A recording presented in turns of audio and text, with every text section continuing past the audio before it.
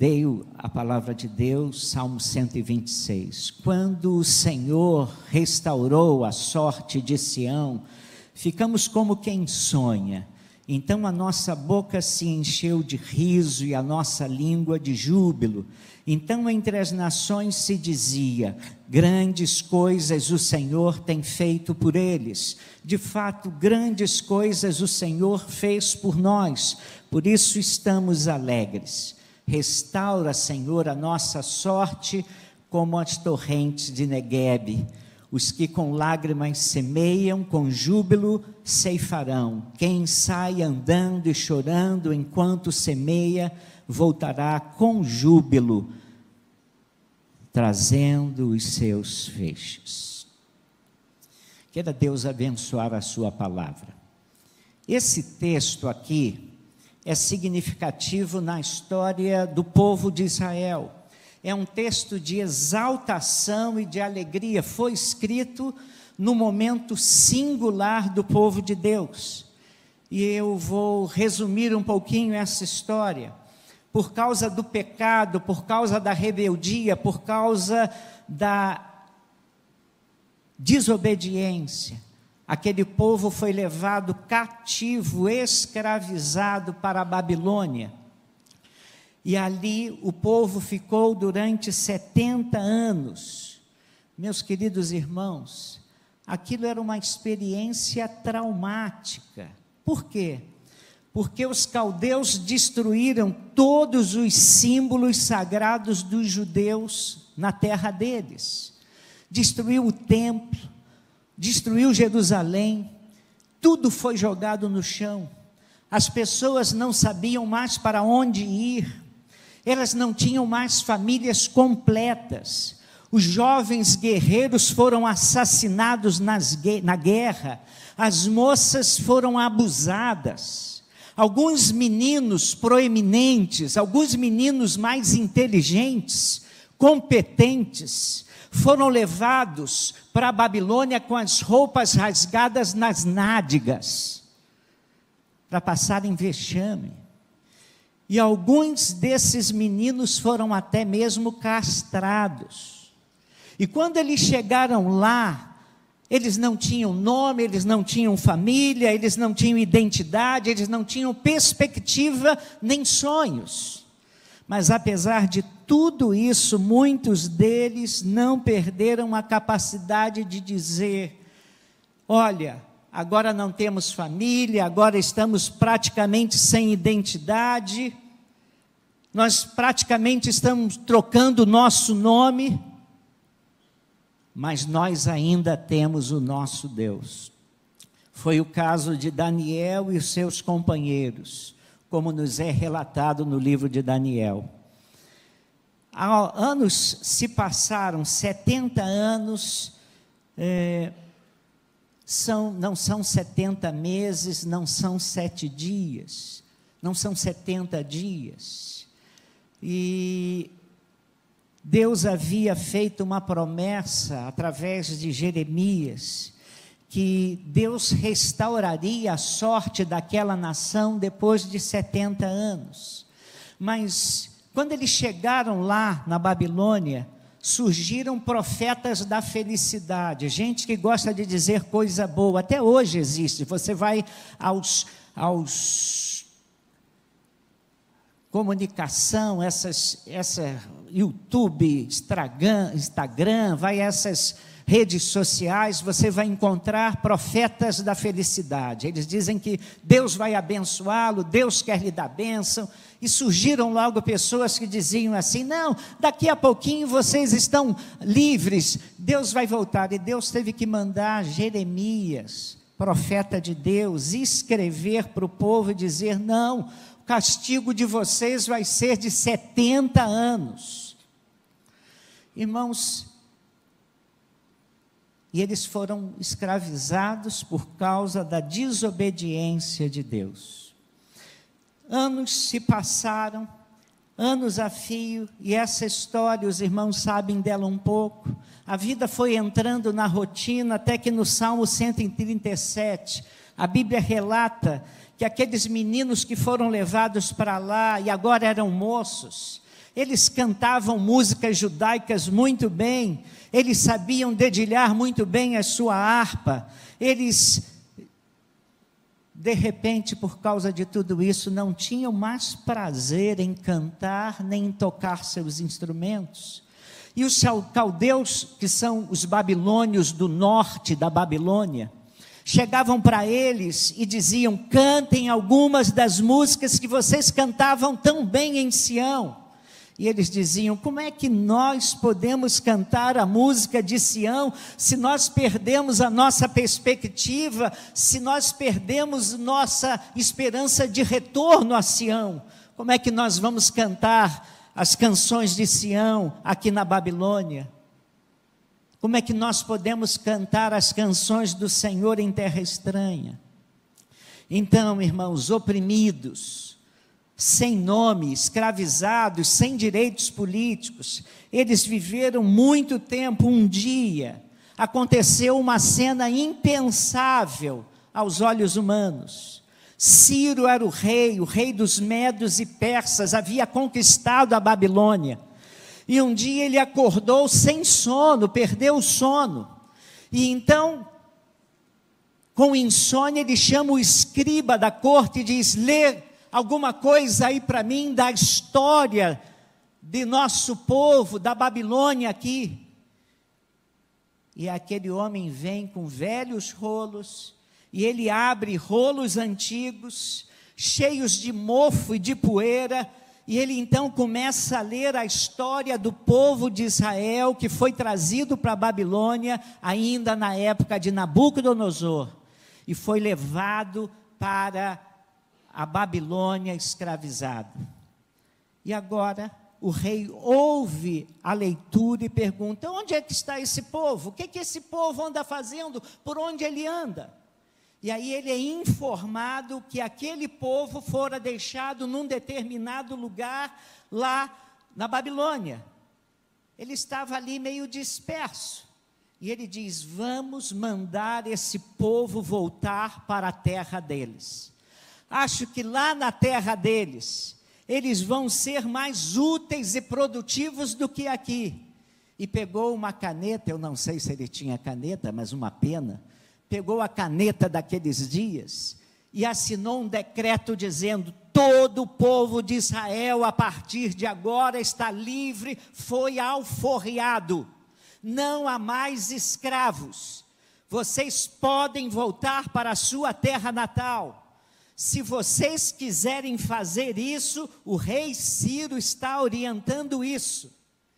E Ciro bota o dedão dele e o anel dele, selando aquele decreto: vocês podem ir embora. E aí começa o Salmo 126 em resposta a esse decreto. E aí o Salmo diz: quando o Senhor restaurou a sorte de Sião, ficamos como quem sonha. Quando o Senhor faz grandes coisas por nós, há algumas características que nós podemos encontrar nesse texto sobre quando Deus faz grandes coisas por nós. E eu vou dizer para vocês, primeira coisa que eu vejo nesse texto, quando o Senhor faz grandes coisas por nós. Quando o Senhor faz grandes coisas, nós ficamos como quem sonha. Eles ficaram boquiabertos, estupefatos, e eles disseram: nós estamos livres, nós podemos voltar para a nossa cidade, nós podemos reconstruir a cidade, nós podemos reconstruir o nosso templo, nós podemos refazer a história de Israel.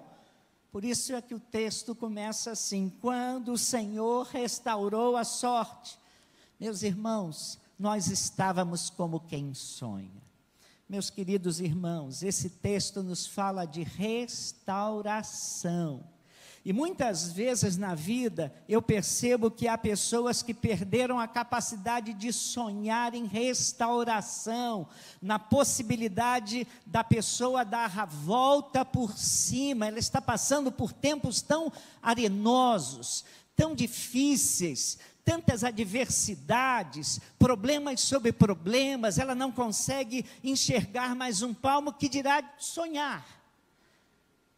E esse texto aqui é um texto encharcado de esperança e de sonho. Se você só não pode sonhar e ter esperança quem não conhece o nosso Deus, o Deus de Israel, o Deus revelado em Jesus Cristo, o Deus que nós temos.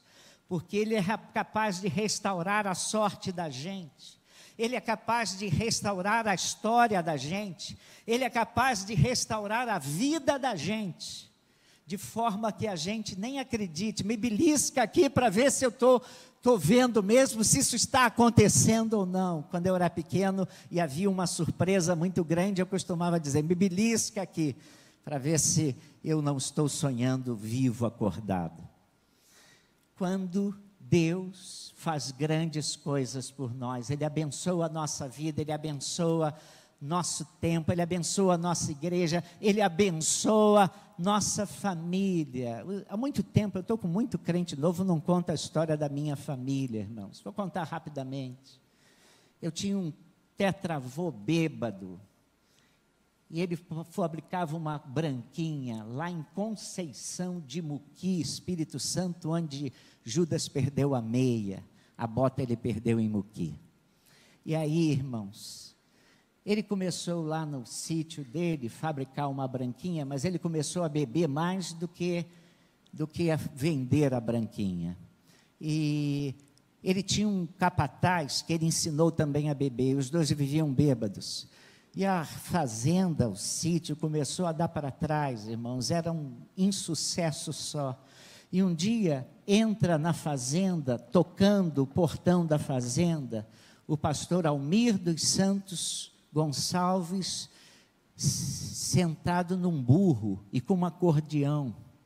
E então, toca, eles vêm atender, e quando eles vêm atender, eles falou assim, eu posso cantar uma música para vocês? Eles olharam para o outro e falaram, pode cantar. Aí ele pegou o acordeão e começou a cantar o hino 18 do cantor cristão. Atenção aí, saudosistas, cantem comigo. Oh, não tens ouvido falar do amor que teu Deus tem por ti, do amor que levou o seu filho a entregar, para os salvos levar para si. Oh, crê nesse amor sem igual, oh, crê nesse amor sem igual. A graça de Deus te chama dos céus, oh, crê nesse amor sem igual. Podia ter escolhido um hino mais fácil, né, irmão? Mas ele escolheu, foi esse. E eles ouviram pastor Almir com aquela sanfona tocar. Posso falar desse amor para vocês? Pode. E ele começou a falar de Jesus para eles. E os três terminaram aquela conversa ajoelhados. E eles estavam entregando a vida a Jesus. E transformaram aquela fábrica de cachaça em ponto de pregação da Igreja Batista de Muqui. E a história da minha família mudou completamente, porque o Evangelho chegou ali, e o Evangelho mudou a vida dos meus avós, mudou a vida da minha mãe, mudou a vida de todo mundo. Ah, só não pode sonhar, irmãos, quem não conhece o Evangelho de Jesus Cristo. E esse texto aqui nos fala que nós podemos crer num Deus vivo, nós podemos acreditar novamente na vida, que há possibilidade de restauração, que há possibilidade de nova vida por causa do Deus que nós temos. É isso que está acontecendo com esse povo aqui. Eles estão vendo que existe um Deus que nos habilita a termos sonhos e visões. Quando a gente vai a Atos 2, a história da igreja cristã, há em Atos 2, o derramamento do Espírito Santo, e acontece uma cena maravilhosa. Algumas pessoas começam a dizer que aqueles homens cheios do Espírito Santo estavam bêbados. O apóstolo Pedro se levanta, e ao se levantar, ele começa a pregar, e depois de pregar, ele diz: não, nós não estamos bêbados às 9 horas da manhã, não. Nós estamos cumprindo aquilo que foi dito pelo profeta Joel, que pregou que os nossos jovens terão visões e os nossos velhos sonharão. E eu acho interessante isso, porque eu encontro jovens sonhando, e às vezes até velhos tendo alguma visão, mas é raro você encontrar idoso sonhando. Que ele tinha que sonhar, ele já sonhou, mas no Evangelho é isso. Você tem idosos sonhando com coisas novas, com o agir poderoso de Deus. Irmãos, sonhar é para gente que tem esse Deus vivo no coração. O pastor querido estava contando a sua história. Ele e sua esposa foram criados num orfanato lá em Vitória da Conquista, na Bahia.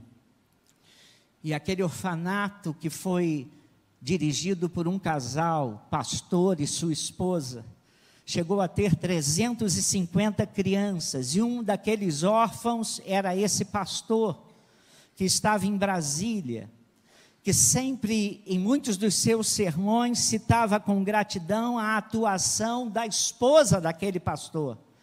E num dos aniversários do pastor de Brasília, a igreja resolveu lhe fazer uma surpresa, porque resolveram homenagear o pastor pelo seu aniversário, mas homenagear aquela senhora que fundara aquele orfanato.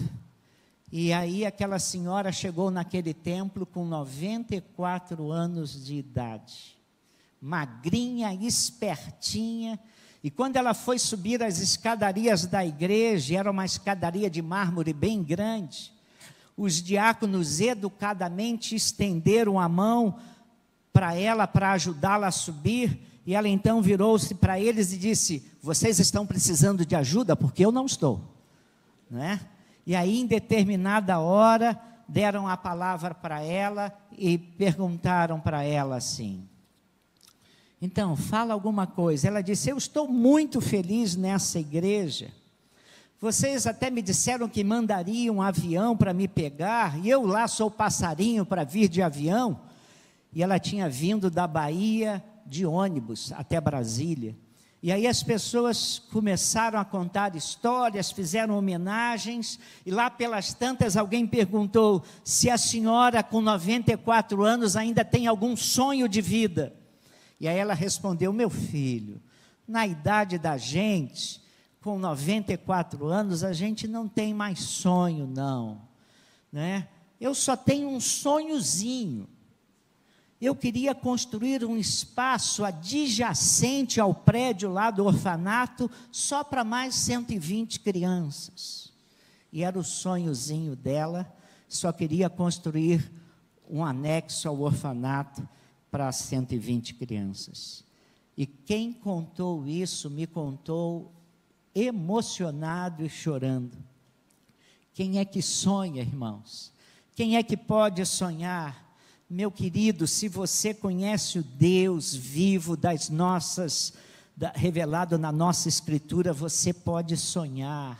Eu não sei como é que está a história da sua vida, se você está no buraco, mas eu quero dizer para você: quem tem Jesus, esse Deus vivo, pode crer em restauração, e é isso que o texto está querendo dizer. Você pode sonhar, porque Deus é capaz de nos surpreender.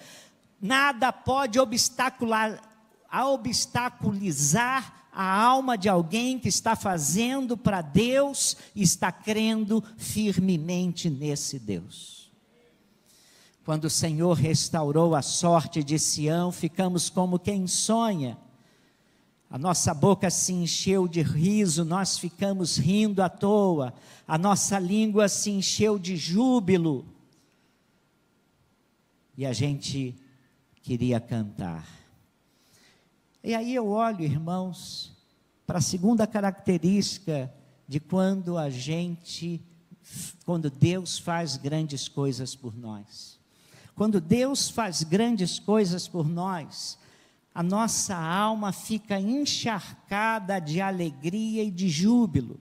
A nossa alma fica encharcada de contentamento. A gente vê que é graça sobre graça. Eu tenho visto tanta gente acabrunhada, amargurada, ressentida. Meu amado irmão, a palavra de Deus nos diz que o nosso Deus é o Deus de toda a consolação.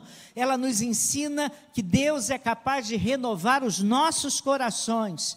E Jesus disse que aquele que crê no Senhor Jesus, do seu interior correrão rios de água viva. E em tempos de angústia, de desolação, que a gente olha para a vida, que apesar do nosso sucesso financeiro, da nossa prosperidade, das vitórias que Deus nos concedeu, dos títulos que temos, e as pessoas às vezes olham para isso tudo e nada faz sentido na vida delas, tá? E a pessoa começa a achar que se ele conquistar mais coisas, isso vai completar a sua vida, e começa a perceber que tudo que você conquista, as coisas não conseguem dar realização interior para o seu coração. E então, irmãos, é bom verificar que na Bíblia Sagrada, paz é igual a Jesus, que Jesus é a nossa paz. E quando vivemos corações intranquilos, desassossegados, sem muita razão para viver e para celebrar, a Bíblia nos fala que Jesus pode mudar isso aí também. Ele é a nossa paz. Ele diz que Ele dá a paz para a gente diferente da paz que o mundo a dá. E Paulo também diz que a paz de Deus, que excede todo entendimento, paz que nós não conseguimos compreender, guarda a nossa mente e o nosso coração em Cristo Jesus. E esse texto está querendo também lembrar que Deus é capaz, mesmo no meio de derrotas, de aflições, de dificuldades, Deus, com o agir dele, é capaz de encharcar a nossa vida de razão para vivermos. A nossa vida não é só ganhar dinheiro, não é só amealhar títulos, não tenho nada contra. A nossa vida só ganha sentido quando a gente se encontra com Deus, e Deus então dá sentido a ela. Há muita gente perdida na história, há muita gente perdida no caminho, há muita gente perdida nas dúvidas, nas amarguras, nos seus constrangimentos, mas esse texto está nos falando que mesmo gente assim pode experimentar a boca cheia de riso e uma língua cheia de júbilo, e isso que o texto está nos ensinando. Aquele povo vivia dizendo: ó céus, ó vida, ó azar, quando é que vamos sair daqui? E Deus usa a insônia de um rei para dar alforria e trazer alegria. Quando Deus age poderosamente, Ele encharca a nossa alma de alegria. Terceira coisa que esse texto está querendo nos dizer, irmãos, é que quando Deus faz grandes coisas por nós, Ele permite que as pessoas vejam que há um Deus na nossa vida. Há um Deus vivo a quem nós tememos. O texto diz: então a nossa boca se encheu de riso e a nossa língua de júbilo. Então entre as nações se dizia: grandes coisas o Senhor tem feito por eles.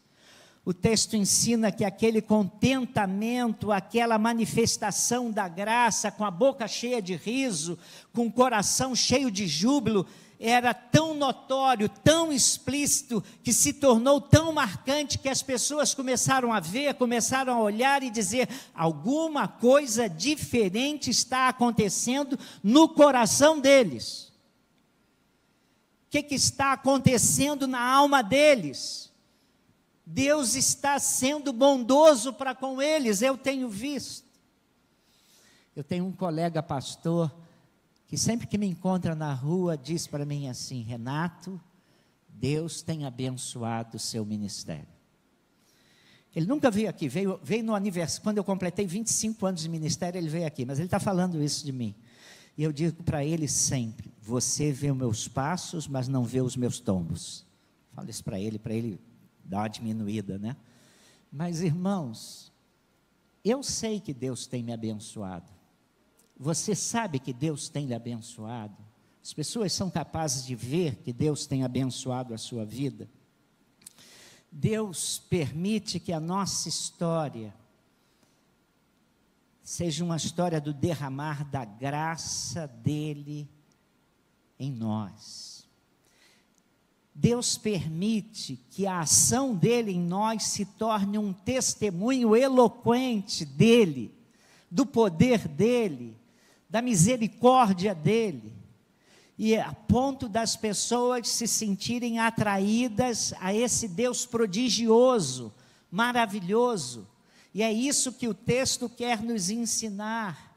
Irmãos, prestem atenção, fala esse texto, que quando Deus nos abençoa, Ele usa essas bênçãos para que essas bênçãos sejam testemunhas na vida de outros.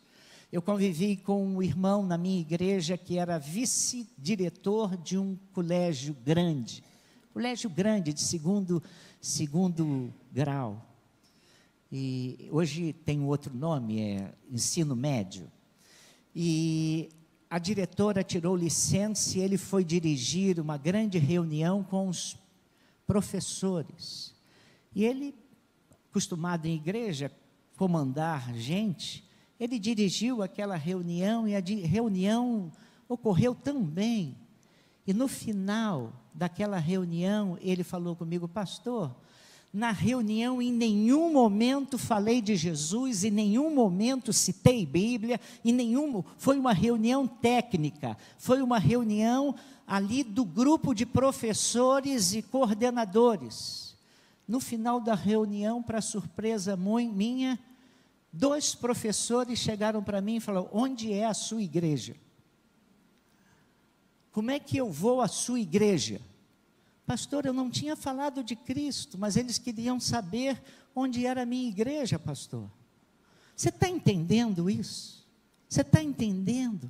Mesmo sem a pessoa falar de Cristo, é evidente que o agir de Deus, a maneira de Deus agir está ali no seu coração. Essa é a marca quando Deus faz grandes coisas por nós. Prestem atenção agora. Essa passagem fala que quando Deus restaurou no passado, versículo 1, no versículo 4, ele não está falando disso, ele está falando: restaura, Senhor. E no versículo 4 ele está dizendo assim, olha o versículo 4, restaura, Senhor, a nossa sorte, como as torrentes do Neguebe. Ele falou: o Senhor restaurou. E agora ele está pedindo a Deus que Deus restaure. Ele está no tempo presente. O Senhor restaurou no passado. E agora ele está pedindo outra vez: Senhor, restaura, restaura, restaura de novo. Sabe por quê? Porque o fato de Deus ter restaurado a nossa história num determinado momento da nossa vida, não significa que ela não vai ter crise, que ela não vai ter problema, que nós não vamos enfrentar dificuldades. Por isso nós sempre devemos dizer a Deus: Senhor, Tu nos restauraste no passado, Tu já fizeste essa restauração, mas restaura de novo, Senhor. O Senhor que fez, continue fazendo em nossas vidas. E Ele diz uma coisa interessante que é cíclica. Ele está dizendo a maneira como Ele quer que Deus trabalhe com eles. Ele está dizendo assim: restaura, Senhor, a nossa sorte como as correntes do Neguebe.